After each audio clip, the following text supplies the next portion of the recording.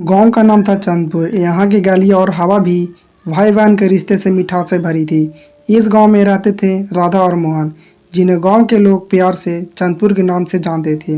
राधा और मोहन का रिश्ता बचपन से ही खास था। वे हर साल रक्षाबंधन का त्यौहार बड़े धूमधाम से मनाते थे। एक दिन राधा को एक पुराना पत्र मिला, जिसमें लिखा था कि राधा, इस रक्षाबंधन पर तुम्हें एक अनमोल तोहफा मिलेगा। पत्र पर नहीं तो कोई नाम लिखा था और नहीं कोई पहचान था। यह पत्र राधा को हैरान कर गया। उसने मोहन को यह बात बताई और दोनों ने मिलकर यह जानने का निर्णय लिया कि यह पत्र किसने भेजा है।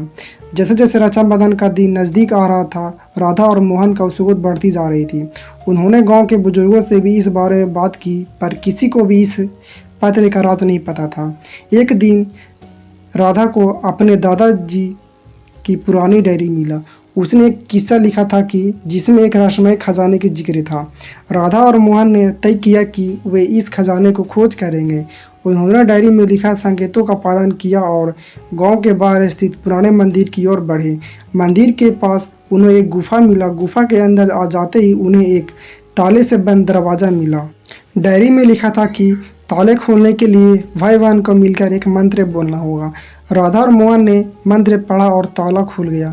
दरवाज़ा खुलते ही उन्हें एक चमकता हुआ बक्सा दिखाई दिया। बक्से के अंदर एक सुंदर राखी और एक पत्र था। पत्र में लिखा था कि यह राखी देवताओं द्वारा बनाई गई है और इस बंधने से भाई बहन का रिश्ता अटूट हो जाता है। राधा ने मोहन को राखी बांधी और मोहन ने वचन दिया कि वह हमेशा राधा को रक्षा करेगा। तभी वहाँ पर एक रोशनी प्रकट हुआ और एक वृद्ध व्यक्ति प्रकट हुआ। उन्होंने कहा, मैं तुम्हारे पूर्वज हूँ।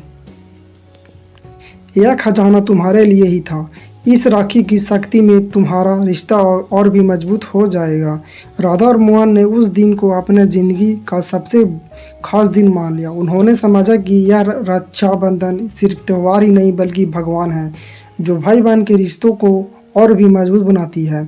रक्षाबंधन का दिन आया और पूरे गांव में धूमधाम से मनाया गया। राधा और मोहन ने अपनी खोज की कहानी गांव वालों को सुनाई और बस सबके उनकी हिम्मत की प्रशंसा की।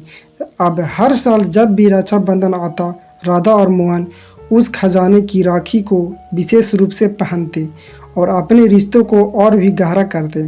समय बीतता गया और राधा और मोहन के रिश्ता और भी मजबूती होती गई। उन्होंने अपने बच्चों को भी यह कहानी सुनाई और सिखाया कि रक्षाबंधन का त्यौहार सिर्फ एक धागा का बंधन नहीं बल्कि एक वादा है जो जीवन भर निभाता होता है। इस तरह चंदपुर की गलियां में राधा और मोहन की कहानी एक मिसाल बन गई।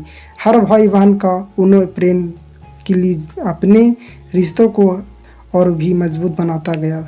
संकल्प लिया कि इस तरह रक्षाबंधन का त्यौहार हर साल और भी खास होता गया और भाई बहन के रिश्ते की मिठास से चंदपुर की हवाएं महकती रही।